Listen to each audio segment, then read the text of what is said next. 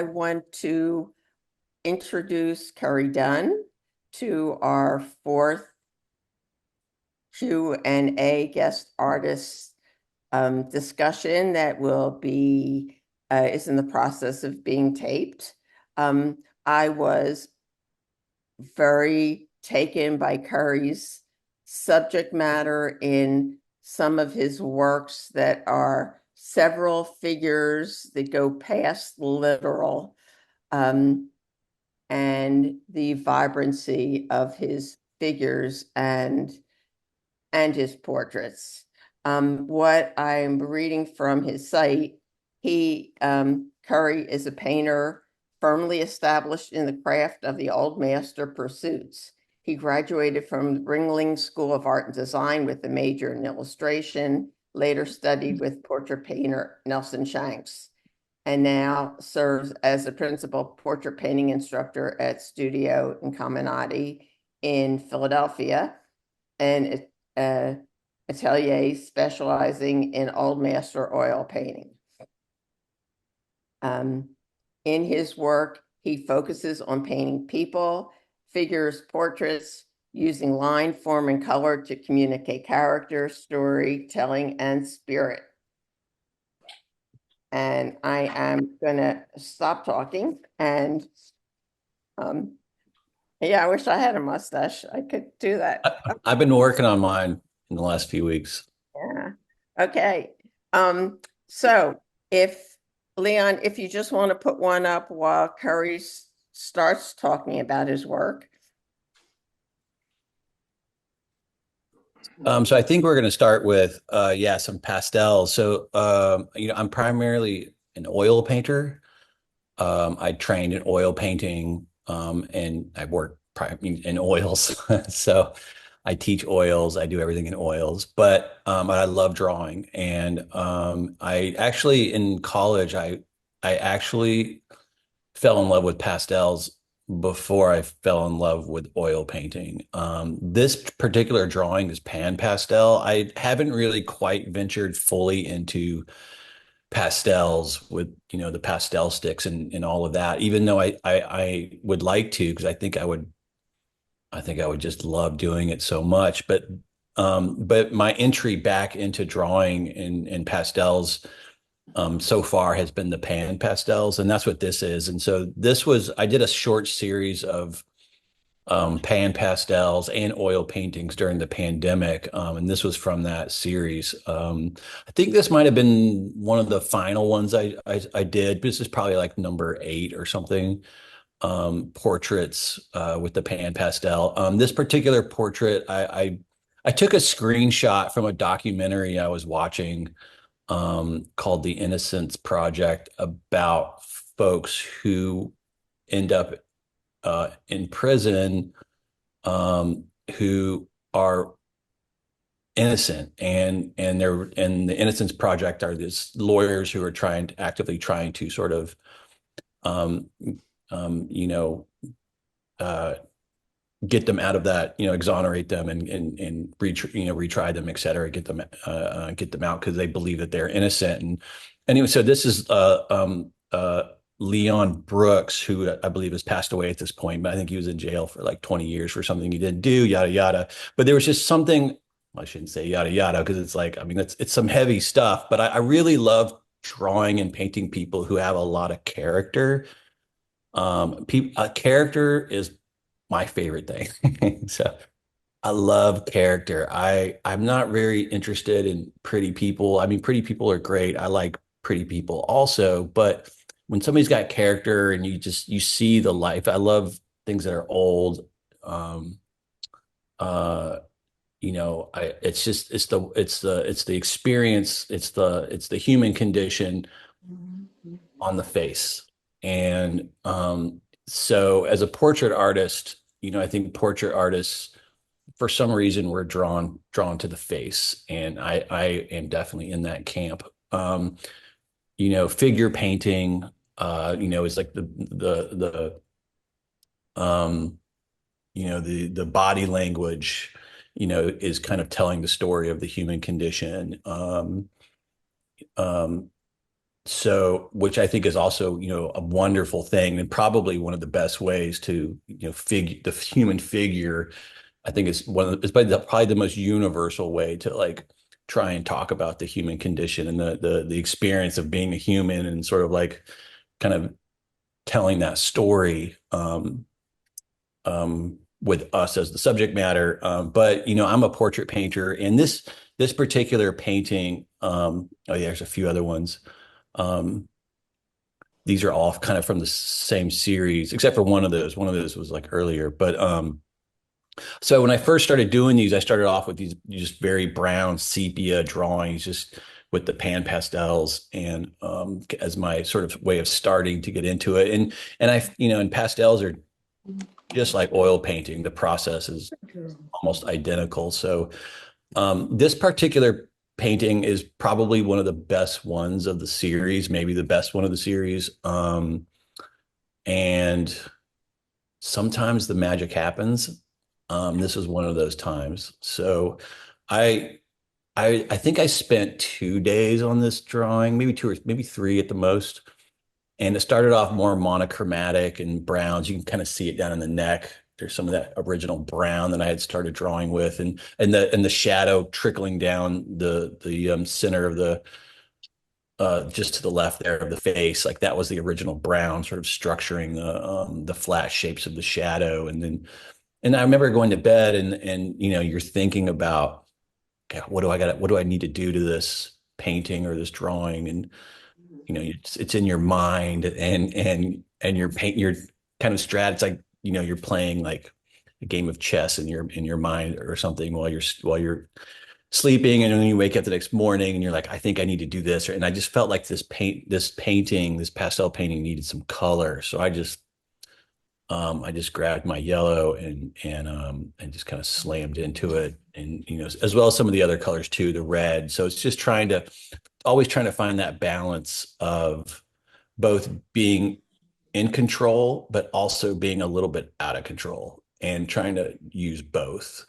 It's like being kind of in control, but then you throw things in there that disrupt it and throw it out of control. And then it's like, okay, how do I deal with this? And sort of like, because that brings in elements that you into the composition, into the things that are happening that you wouldn't do if it wasn't a little bit of an accident. So I love happy accidents as part of the process. So this has I would say some of both of that kind of happening. Sometimes it works, and sometimes not so much. But I think the more you do it, the more you can kind of steer it. If you kind of start off in control, but then I call it, a friend of mine call it, or sometimes I call it, throwing a wrench into the system. You got all these gears turning perfectly in the clock. You just throw a wrench in there and it bounces around, and then you got to figure out how to fix it or steer it towards something that kind of makes sense and feels alive and not overworked or stiff. So um I don't know. What do you guys think about this one?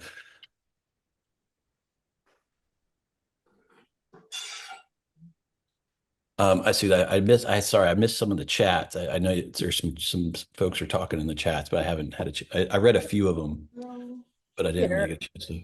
there was one question talking about portraits from Paul Dobbins.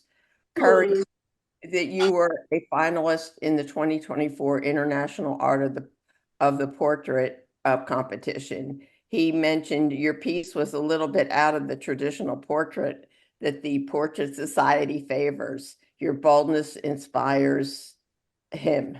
What reactions have you gotten? Yeah, we could. I don't know if that one's in the queue here when we get to the paintings, but that's my most recent. I think it's yeah, probably in there somewhere. It's a multi-figure. It's got three figures and some still life in the background. It took me about 5 weeks to paint that particular painting. Um, I have a problem is in that I get a little bit bored if it's not exciting or invigorating or pushing myself outside of my comfort zone or trying new things. I like to if I'm just painting the same thing over and over again, which is a problem when you're a portrait painter and you're trying to make a living sometimes because, the thing that I not, you know, I love portrait painting, but uh, sometimes the conventions of portrait painting seem a little repetitious. I could see that getting kind of boring after a while. So, and it's probably why I am still in academia and I teach to kind of make my living for the most part. I am interested in doing commissions, but I'm still trying to figure out like, okay, how do I do it in the way that I want to do it? And so trying to make those two things work at the same time is something I'm currently working on. Um, Kerry, so, uh-huh. this is Leon. Can y'all Yes, see the sir. image of Freddie? I'm sorry. Which image do you see right now? Oh, right now I see it's the older black man with the hat on Okay, right. with the purple. Let me do something. I'm going to do something else. And Kerry, I did see the three figures with the I can't remember, with a still life behind. I don't know if there are pots all lined up. I think that's the one you're both probably talking about. Yes. Yeah, okay. So Paul, he's going to be able to talk about that later. I am in the oil paintings now. So if you want me to say which one it is, and we will, you can, since we're talking about it, if you don't mind, we'll go ahead. Next one. There, that's it. Oh, this one. That one. Yep, Yeah. that's the one. Yeah, this is my most recent painting. It's 4 feet by 4 feet. It's hanging at the school. No, actually, it's at my house, but I'm going to bring it to the school. I just got promoted at the school, so be acting as artistic director there, and I'm going to have a studio there at the school. Um, and so I'm going to be this painting is going to be hanging there, but this is my most recent painting, and all of these are friends of mine. Actually, they're all students at the school, at Studio Incamminati in Philadelphia. But on the right, we've got Mike Belize, who's going to be a fellow this year. We've got Natalie, who in the middle here, who ear dealt, who is the main character in our story, and then Justin Cap all the way to the left, who is an instructor at the school now. So Justin's going to be teaching figure painting coming in this year, and I had the idea for this painting while I was on an airplane. And I was sitting on an airplane. I had like 3 hours to just sort of sit in the dark. And this painting came into my up from my subconscious somewhere, and I was just like, I kind of sat up and I quickly jotted in my sketchbook. I was like, yep, that's a painting. And so when I got back to Philadelphia, asked my friends if they would be game to have a photo shoot. And I had a photo shoot with all three of them, and it lasted about maybe an hour and a half, and we just chatted and the whole time, and they were trying on different clothes and moving, and I was sort of directing like where I wanted them to stand. And that's where and then I was able to I took about 1,000 photographs, and then I took all those photographs and I weeded them down to about, two or three of each one that I really liked. And then I was able to kind of piece them together to try and sort of tell a story. And it's almost the way I saw it in my head, almost. And then yeah, so this is 4 feet by 4 feet. It took me about 5 weeks to paint it, which I've gotten a lot faster over the years. This would have easily taken me 4 months, 10 years ago. But I love alla prima. This is very much, even though it's a more complicated composition. Turn your audio on. Even though it's a more complicated composition. Somebody's mic's on. Yeah, I'm going to ask everybody to mute themselves. And if you need to make a comment, could you please put it in the chat? Well, I'd just like to jump in for a moment and just point out how non-traditional this piece is.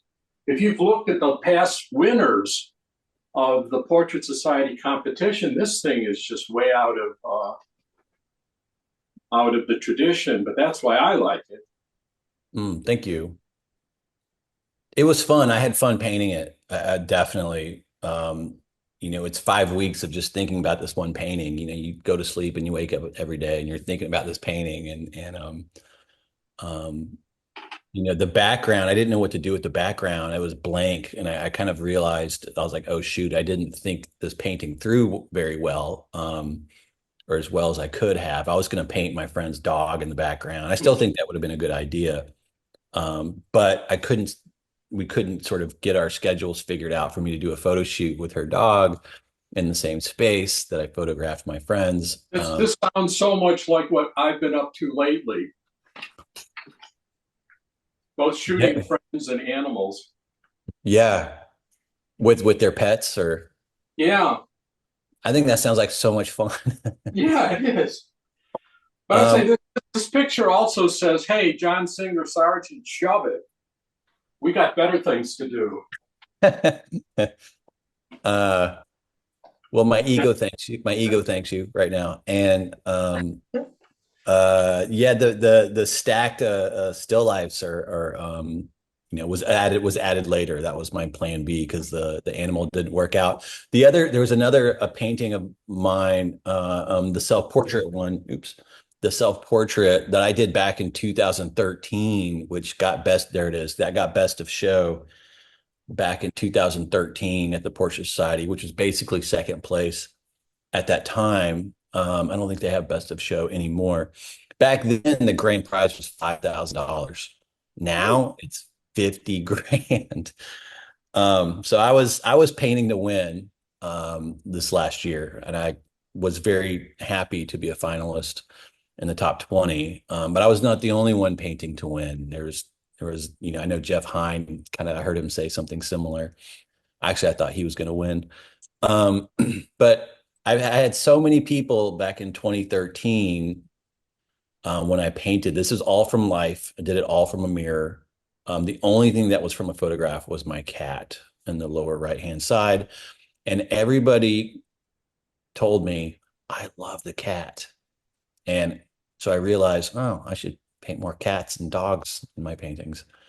So that's why I was going to put a dog in the other painting, but it didn't quite work out. But I think my two main genres are portraits and still life.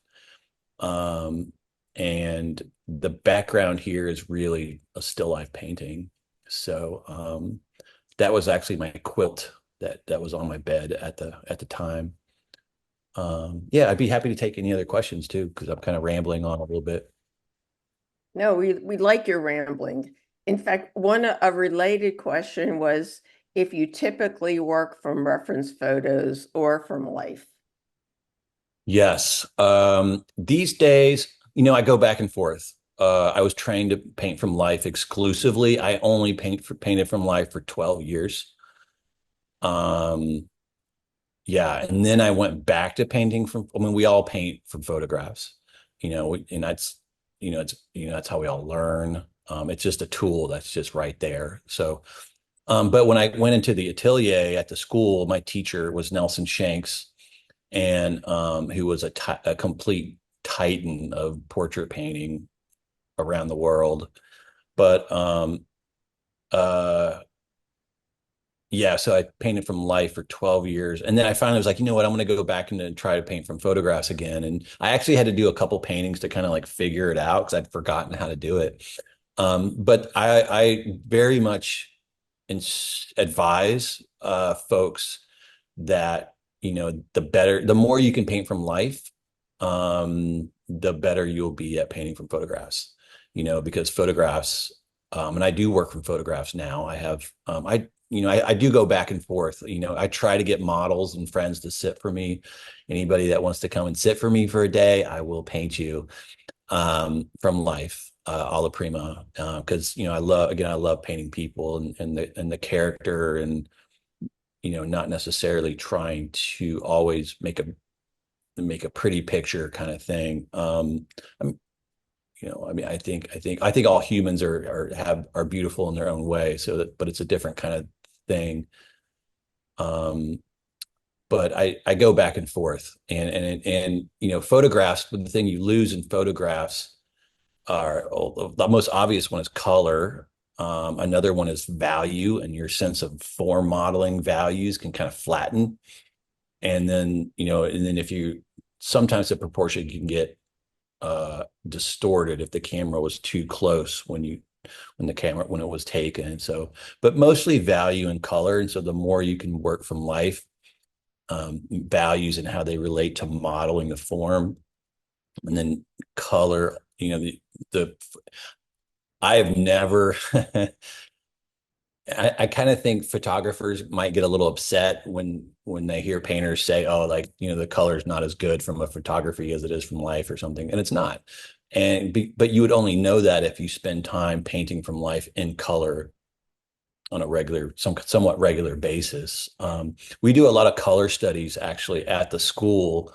We in year 2, it's a 4-year program right now, but we're kind of tinkering around with like how to figure out how to get get a part-time program so that it's not such a long commitment. But we do study color study. We study Henry Hinchy color. If anybody I heard recently that Camille Priswatic passed away like in the last week, and that's that's definitely a loss. Camille was also a student of Henry Hinchy, amazing landscape painter out in California, did a lot of palette knife painting, and her landscapes are just delicious. And she was a master of that particular craft, hands down. So I'm just trying to think of people who also studied under Henry Hinchy's color theory. Dan Thompson is another one. My teacher, Nelson Shanks. So we do these color studies and from life, very short, very exaggerated color. And we've got like a series of principles that we try to teach as we think about and approach color and doing studies from life. And then once you've developed your color eye to whatever extent you develop it to, that's what you bring to the photograph. And so painting from life will always make you a better artist painting from photos. So the more you can work from life, I think it just, it develops your thought process and it develops your eye in a different way than just working from photos. I ended up actually taking Henry Henchy's last workshop before he passed away.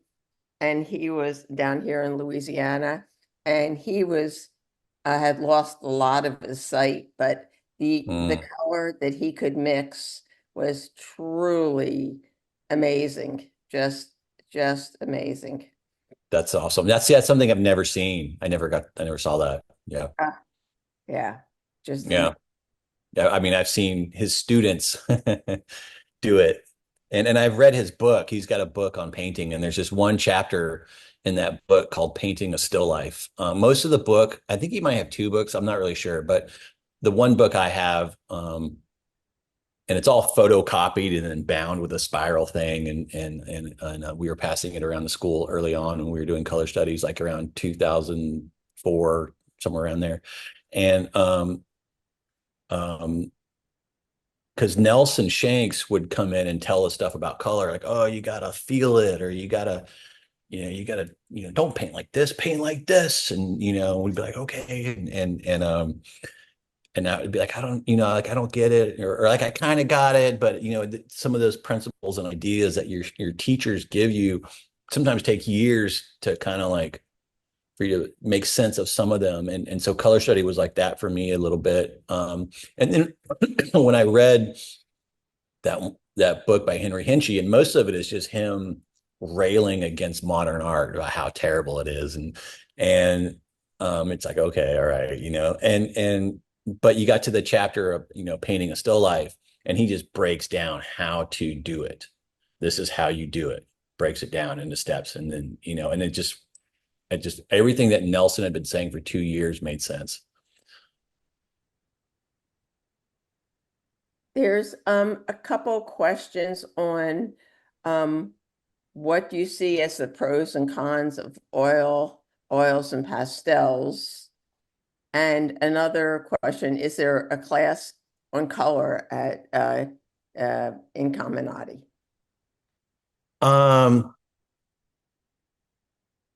Thank you. Those are There is questions.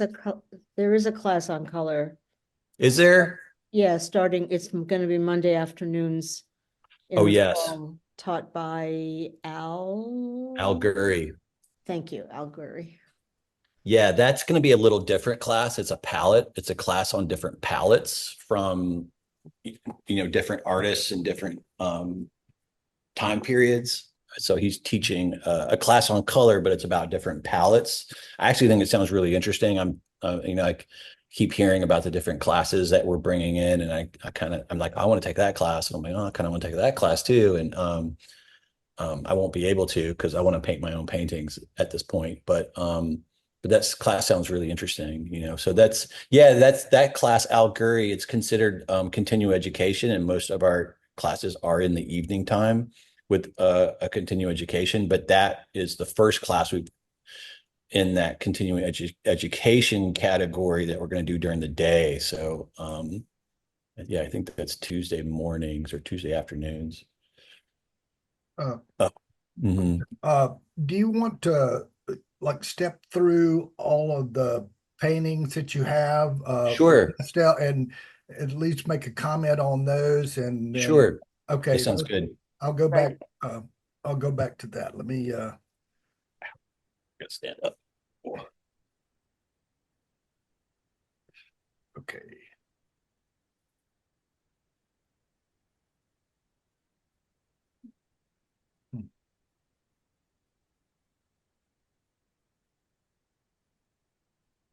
Nope. Yeah, normally I live in Philadelphia, but I'm currently down in Jacksonville, Florida, where I grew up, junior high school, college. And this is my dad's house. I am currently getting it ready to sell it. So that's what's in the background. But so far, I don't see any paintings. I don't know if they're going to pop up. I know. I'm getting there. Okay, no problem. Thank you, Leon. And I can try to answer that last question too about painting versus pastels. I don't know. I think they're both so amazing. I don't know if I could choose. I mean, I'm an oil painter, and I remember in college, I remember the moment I decided to be an oil painter. And it's funny because it was a very logical decision. I actually loved pastels more than oils in college, but I was like, you know what? I think I'm such a logical decision here, but I was like, I think I'm going to be an oil painter because it just seemed like oils were more highly valued because it's a painting versus a drawing, which I don't know if that really makes sense, but I just got that sense, and it just kind of made sense as like a direction or a strategy or something. And I don't know. And I was like, yeah, because I loved them both. And so I just kind of, so I remember it was my senior year in college. I remember exactly where I was when I had that thought. This particular drawing is also PanPastel. This is also a combination of starting off with more of the browns and then pushing more into color as on top of that. And so it's a little bit of an experiment as well, because I'm kind of using, I wouldn't say two different palettes, even though I do have a couple different palettes that I will use when I'm painting, but it's pretty traditional, I think, to start off more brown and then go into more color. And I really loved, this was also a screenshot from that same documentary when I was watching it. And, I try not to paint from TV too much because I can't stand fan art. But, this guy, he just had so much emotion in his face, and in his eyes. Like when I was watching this man, like he to me he's got, I mean, I'm going to be a little bit blunt, but he's not going to be on this planet much longer, I don't think. Um, it looks like with this look in his eyes, he looks like he's looking over the fence to the next step or something. Like, but it's so compelling and so moving, and I wanted to try and capture that quality. And he had, his eyes had, the whites of his eyes were a little bit discolored, and like he's looking at something else. He's not really looking at what's in front of him, I don't know. I was just moved in some kind of way, and I just knew I wanted to give it a shot. So this is the sort of this was a I don't know if this was a 1 day or a 2 day drawing. I'm not quite sure, but from a photo, from a screenshot, from a documentary. So it's basically painting from a photo.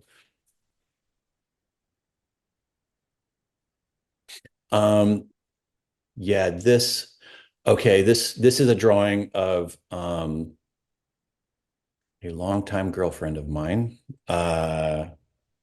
Miss Paige Chin. Yeah, this is a drawing that I probably did like 10 years ago. It's PanPastel. It's all kind of like one color sepia with few little touches on white on kind of a beige paper. I definitely spent man, maybe 10 days or so on this painting, just really trying to render it and bring it. I had the idea for this drawing. I was like, I want to make a drawing so good that when it hangs in my studio, anybody who walks through, they're just going to have to ask me to commission paint a drawing for them. So that was my goal. I really like the hands on this one. I like some of the rendering. Yeah, I'm trying to think of the portrait artist that I was sort of inspired by, whose name I'm forgetting at the moment, who also just passed away, maybe a year or two ago. I can't remember off the top of my head. But what grit paper to use? I tend to use a fairly soft paper, like a pretty light grit. So I think for this one, I don't even know. I'm not sure what kind of paper it is because I just go there and I just feel them. But this paper was very soft. And I was really going for a very soft look. So I kind of ventured into pan pastels because we do a lot of vine charcoals at the school when we draw, because vine charcoal is very movable. It's very buttery. It's almost like painting, but you're drawing. So vine charcoal is great for that.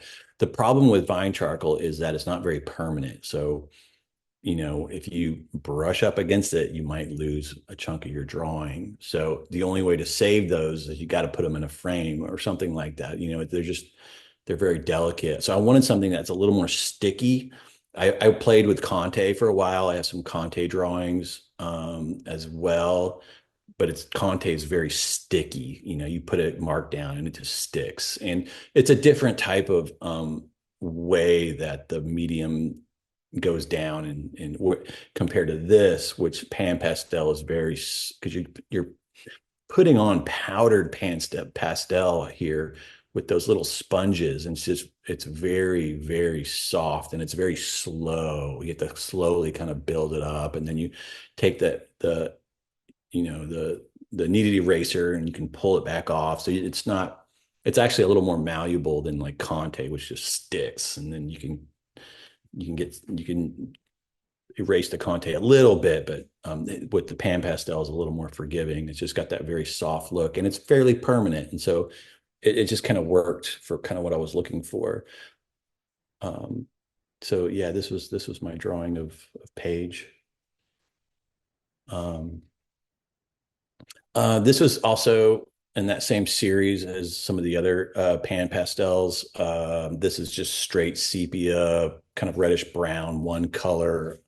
I don't remember where I got this photograph. I found it online somewhere, also during the pandemic.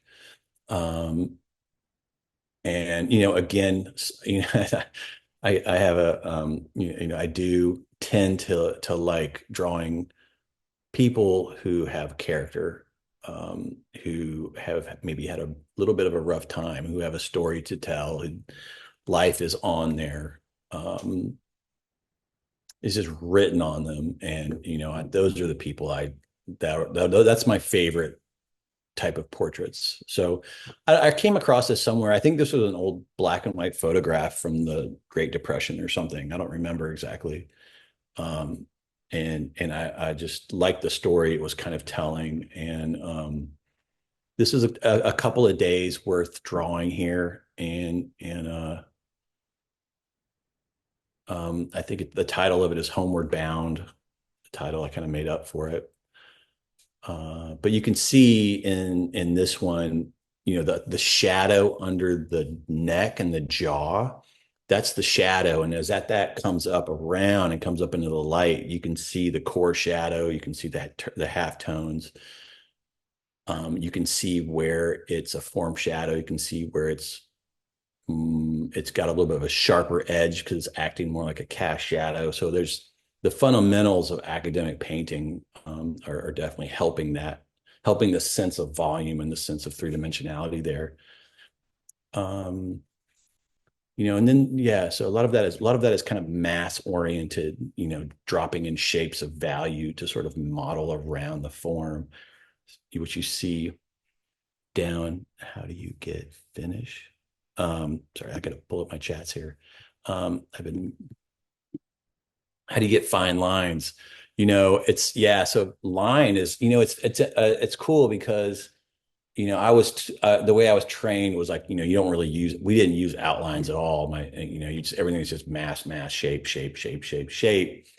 But actually when I came back to drawing from painting for so long, I started kind of working in line again. And I found that line has found its way back into my painting. So I always think it's kind of neat, the way that when you do, so if your main medium is pastel, and then you go do watercolor for a while, or you go do sculpture, or you go do something else other than what your main thing is, those other things have a tendency to sort of find their way into your main medium.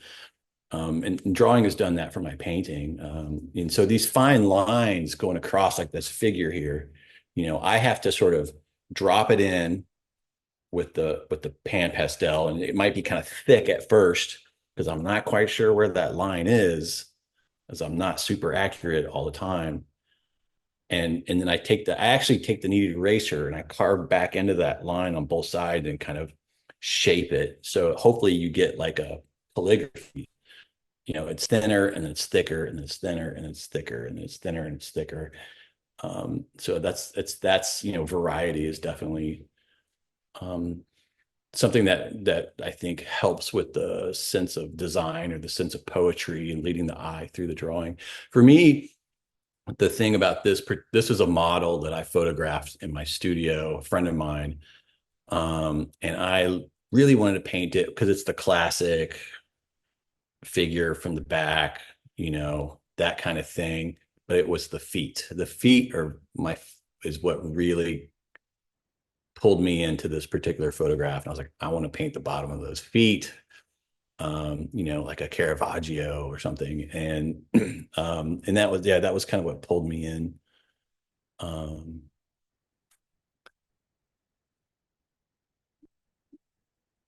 What tools am I using with PanPastel? Yeah, so I have a number of those sticks with the little pads on them, and they'll have like different colors, whichever color. And this one, I probably just have one or two sticks. I'm just using sepia and a little bit of white, and then the tone of the paper. So kind of simplifying the process. And that's a good way to sort of practice at first before you start bringing more color into that process. But definitely, the chamois, a paper towel, chamois, kneaded eraser, a hard eraser. So like those, each of those gets a little bit stronger and pulls off more, as you go down the line.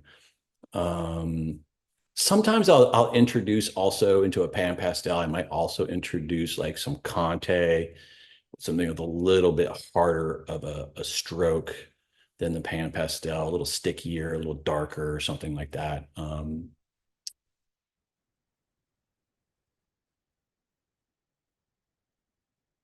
Yeah. Any other questions? Let's see. Todd Casey, Color and Palettes. Yep, I have a few paintings in that book, in Todd Casey's color book on color and palettes. Yeah, it's a really cool book. He did a pretty amazing job. I was very happy and pleased that he asked me to put some paintings in there. And, I think because there's a lot of books out there, all these art books that have been out in the last like 10 years or so. And nobody's ever asked me to be in their book until Todd asked me to be in his book. So, but it makes sense because he's like talking about color and the school Incamminati. Like, I think the thing that separates our school from some of the other ones is our focus on color is one of the things. It's not the only thing that separates us, but I think it's one of the main ones, color. And I think direct painting. I think those are probably the two big ones.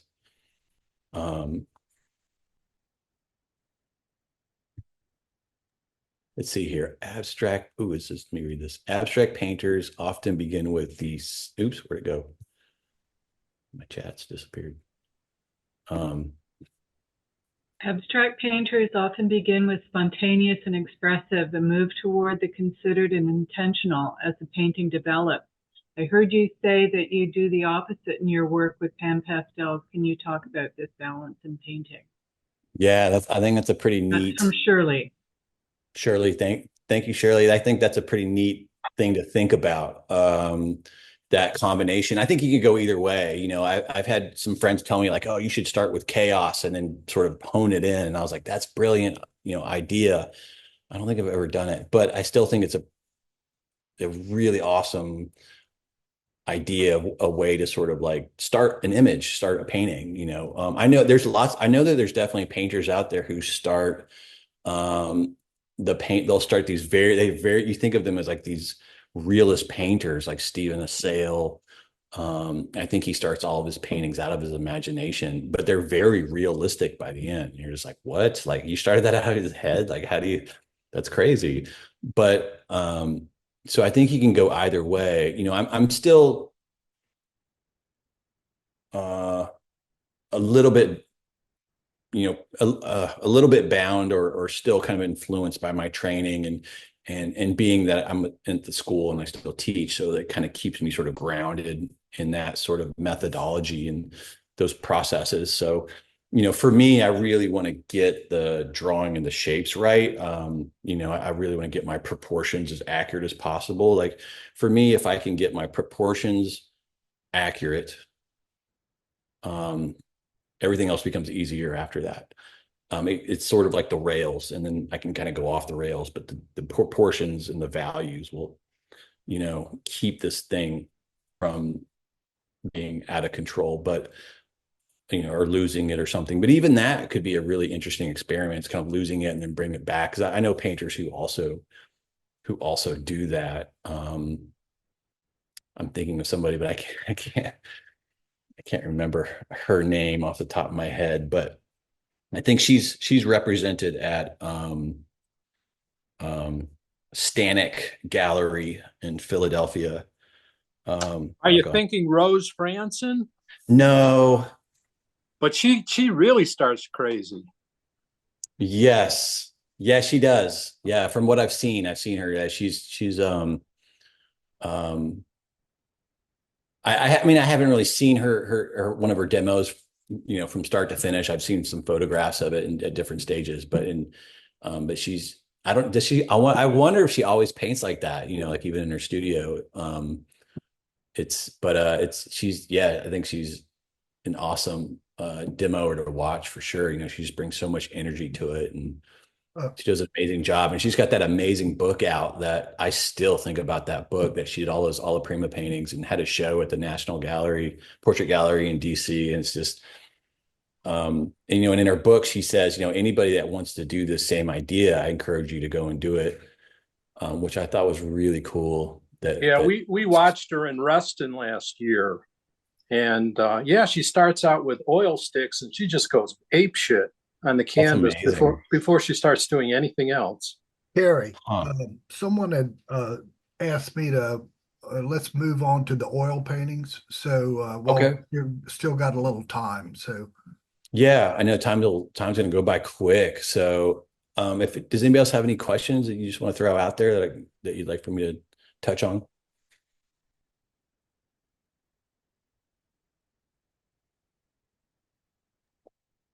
Otherwise, I'll just ramble. Are y'all seeing this painting? I think it's a Freddy. Yes, that's We've cool. we've had Freddie several times. Oh yeah. This is the only time I got to paint Freddie. He was amazing model in New York City. This was at the portrait alla prima portrait painting. It's a mouthful. At competition at the Salmagundi Club. I've done it 4 times, and I won it the first 2 times I did it. And I came back my 3rd year in a row, and I was like, if I win it again this year, I'm going to retire. And I got beat. I didn't even by Steve Forrester. As soon as Steve Forrester started coming, I stopped winning. So, but I think they have one coming up in a couple of months. I wonder if they have any spots, because I very much enjoy a couple things. I really enjoy, long painting is great. You're thinking about composition, you're thinking about the idea, and you're thinking about like that one with all the multiple figures. And that's a certain type of muscle that you're practicing and type of painting, long painting. Whereas, but there's something about alla prima painting that's got that spontaneity, and everything's just happening really fast, and you're making decisions, and you're having to edit and be efficient. And I describe it as like skiing, right? With long form painting is like cross country or something, and then all the premium painting is like black diamond. It's just straight down, and everything's just coming really fast, and it's all the same movements, but it's just really fast. It's all the same stages. It's all the same stuff, but it's just coming at you, much, much, much faster. But I enjoy that. It's almost a sport or something almost. And, the I'm a fan personally of abstract expressionism. I always say I had like a religious experience standing in front of Jackson Pollock at the Met. And I kind of did. And so I just love abstraction. I love abstraction. I love everything abstract. Not everything, but I love abstraction. It's such a great tool. I think all great realism or representational painting, etc., when it's really good, it's because the abstraction underneath it is very is good. The building blocks is abstraction. So this is another alla prima from life. I did this one probably 10 years ago now. And I remember after I did it, this was one of those days where that was a good day. Sometimes the magic just kind of happens. And I wanted to paint her. She was actually Aunt Selma. She was in my workshop at Incamminati one summer, and I think at the time she might have been like 23 or something like that. And she was from the Black Forest in Germany, which sounded so, charming and romantic. Oh, she was beautiful and still is. And but she just had this very sultry look to her. And I was just like, I'm going to paint her that way. And that's what I did. So this turned out to be a really good painting. It's like, I don't know. Sometimes I look at some of these paintings from 10 years ago, and I'm like, oh, I think I was a better painter back then than I am now. Sometimes I don't know if it's, I'm just get a little rusty or things like that, or thinking too much, or who knows what. But the alla prima situations really, this was also the Salmagundi portrait competition. I won this year that I did this one. I can't remember. This was the second year, I think. This is the second year. This one was actually better than the one the year before. And it's the same model. It's just kind of interesting, kind of funny. Yeah, she was a great model. She just held this pose where she was just kind of, kind of had her head up, her nose up a little bit, and kind of looking, a little. She reminded me of like a queen from a past era,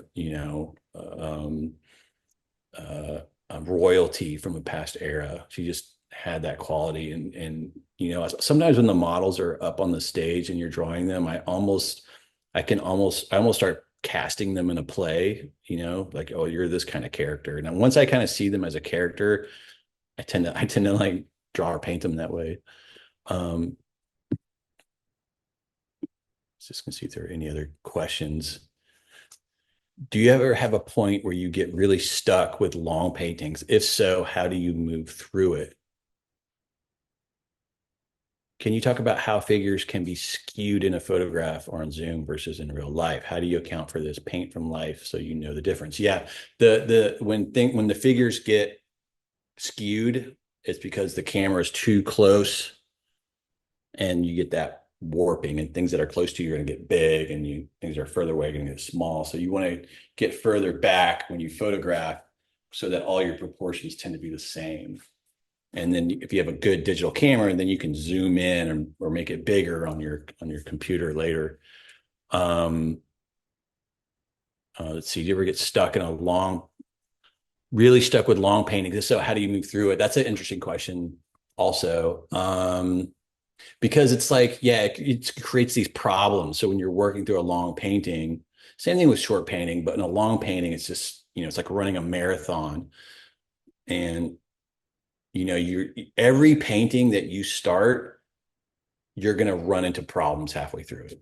Every single one, maybe even different points. And then you're having to problem solve something that you didn't see coming. You didn't think you were going to have to figure that out. You know, it could be anything. It was like me trying to figure out the background in that 3-figured painting. It's like, oh, what do I do? You know? So I spent 3 days just thinking, like, what do I do in the background? And I came up with 2 ideas. One of them didn't work, so I went with the second one. You know, I saw them in my head though. But okay, so like, how do you move through it? You know, I think you have to figure out like what the problem is in the painting, and also not just what, you know, is it a drawing problem? Is it a value form problem? Is it a compositional problem? Is it a color issue? Is it paint handling? Like it, you know, so you're trying to problem solve like what the problem is. And the second thing I would add to that is, when you think about what makes a painting work or what makes a painting tick, most paintings, I think, have something, that little something that in your mind, when you envision it, makes it want to exist in the first place. You know, and it could be a couple things. It might not just be one thing, but and so that knowing what that is in your mind that really makes the painting or the drawing, the pastel,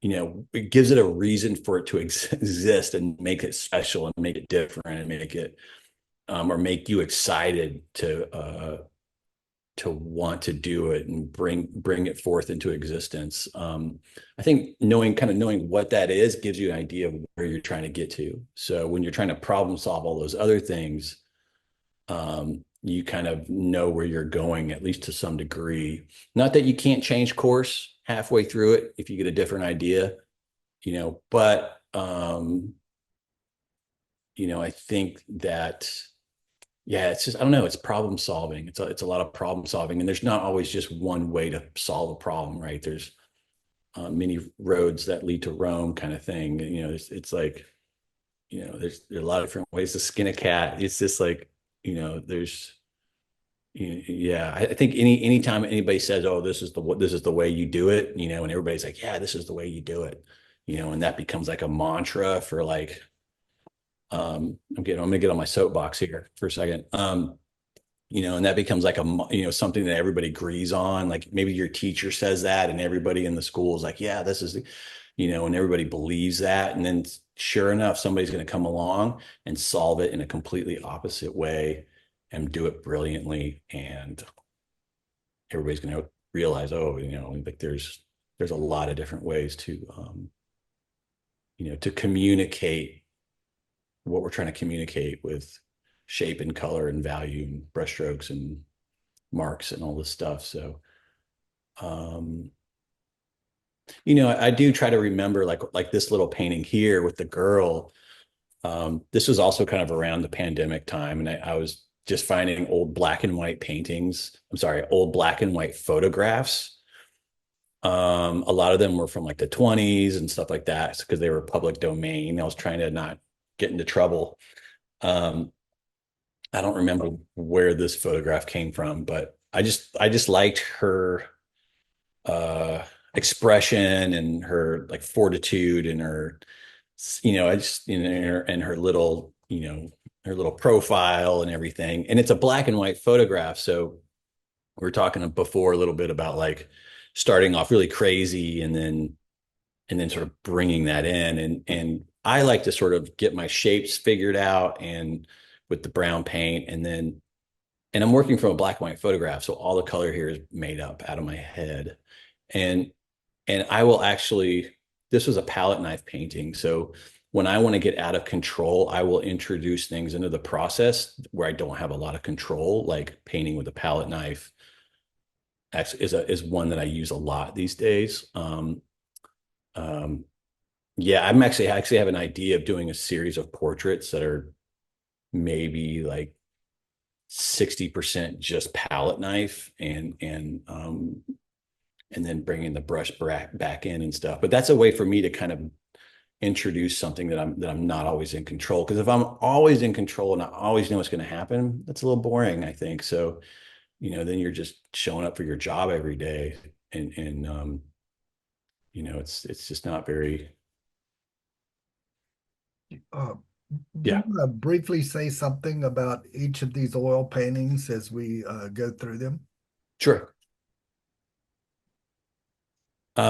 This was for a show I did at Stanek Gallery. It's like probably the one show I've ever done. It was a 3-person show. This one I really enjoyed the fabric. Oh, that fabric was so fun to paint. And then I kind of like added the stars out of my head, and then I made the bed floating. So I kind of like embellished. I think the bed actually had like a bed frame under there, but I just made it seem because I had this idea like, oh, you know, when you fall asleep, you know, it's like you go in dreamland, you're just kind of taking off, you know, it's like it's, you know, it's an idea that's been done before, but this was my sort of version of it. And modeling those pillowy that pillowy, you know, duvet was really fun. And you know, you can really again kind of getting to the academic sort of ways of modeling form, light, shadow, halftone, mid-light, lighter light, highlight, form shadow, cast shadow, reflection, blah, blah, blah. You know, it's just it's just having that knowledge so I can model these forms like over and over and over and over and over as they relate to where the light is coming from. Um, so that's, yeah, that's that one. Cool. Here you are.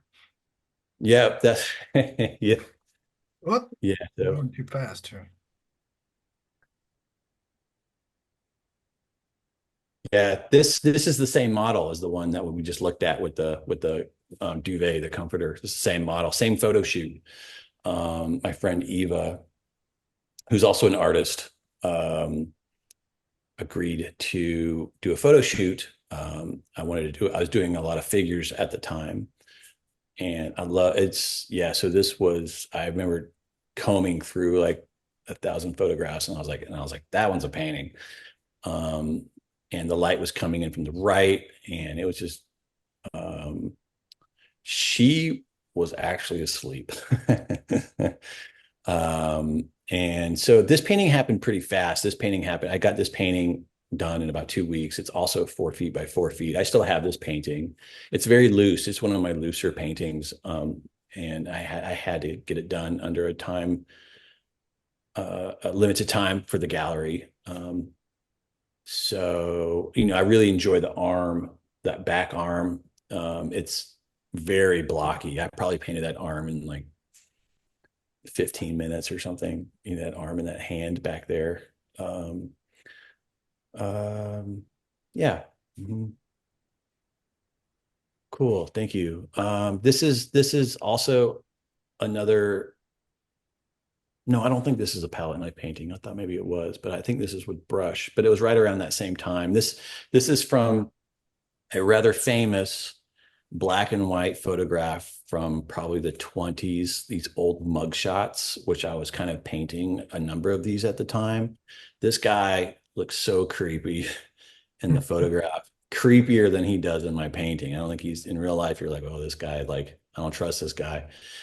But it's an old black and white photograph and I painted it in color. You can kind of see how the color shifts as you go to the forehead. All of a sudden it gets yellow, and then in the hair is just like a brown sort of wipeout kind of thing. So you can kind of see the brown wipeout method first, and then the sort of more opaque color chunking on top, and then making up the color. So in portraits, we tend to be red across the middle here. So there's like a general port. We tend to be red, pink, red, or red across here. We tend to be more yellow up here, and we tend to be more green or blue or purple or gray down here. Now, men are much more gray because we have stubble and things like that. Women, less so, much less so. So I was kind of relying on that formula. You can kind of see that happening. But I was very, very, this series was pretty successful. The first couple of them were not successful because I was trying to combine two different palettes at the same time, sort of like browns and like a limited palette. And all of a sudden I would just slam into it with all these bright colors. I mean, I'm sure y'all do that with pastel all the time. I think pastel is very open to that kind of thing. It seems like almost more so than painting. Like you can kind of freely experiment somehow for some reason. So my first couple of them were not that great, but then they started getting better. And this is kind of more towards the end of that. I think I did about 10 of them or so. This is a close-up of, this is that same model in the same bed, right? With those bed sheets. Yeah, she was napping. She was asleep. And this is kind of partway through the process. So you can see the lower part of the bed there is just kind of underpainting and blocked in. And at this point, the figure I've come back and repainted those areas and kind of rendered and modeled them on top of the underpainting. You can see the background back there is still pretty rough in the upper left-hand corner. That's still underpainting, and I had to come back. And so when I in longer paintings, I will do like an underpainting, and then sometimes in brown first, and then let that dry, and then I'll come back and do a color block in, let that dry. I might even spend 1 or 2 days on the color block in, let it fully dry. Then I come back and I paint it section by section, and each section is a little alla prima painting that sort of fits into the bigger picture. And that's been my strategy for painting for, over 15 years now. That's sort of my basic strategy kind of. So no matter what I'm experimenting with or trying different things or, that's my basic strategy. I always go back to it. So, I tend to advise folks who are wanting to learn painting, or they're thinking about going to a school, or they're thinking like, oh, I can do a lot of different workshops and sort of piecemeal it all together. And my experience has been like, if I can learn one way of doing things and that becomes like my basis and I get good at that, then I can take workshops and try different things and sort of add it to my base. If you have lots of different things and there's to me, it seems like that's a harder way to sort of make something cohesive if everything is kind of equal, different approaches. So, So we are getting to that bewitching hour. yep. And I wanted to thank you so much. This has been great. And I did put some of your workshops earlier in the chat. And I'm sure if anybody's interested, they also can go to your website. But yeah, I was so thrilled that you could come and talk to us. Thank you for having me. Thank you for listening to me jibber jabber the last hour. I appreciate it. I hope you guys hope there was something in there. Oh my God, yes. So thank you so much. You're welcome. You're welcome. You're absolutely very welcome. I think y'all's online community is very, very cool. It's always makes me happy when I come across art communities that are healthy and everybody's supportive. I've come across a few of them, and so it's always really pretty wonderful to find those. Yeah, and Studio Incamminati in Philadelphia, and always my website, kerrydunn.com. Paint Kerry Paint is my Instagram, and those are all my infos. So thank you for having me. Appreciate it. Thank you. Thank you.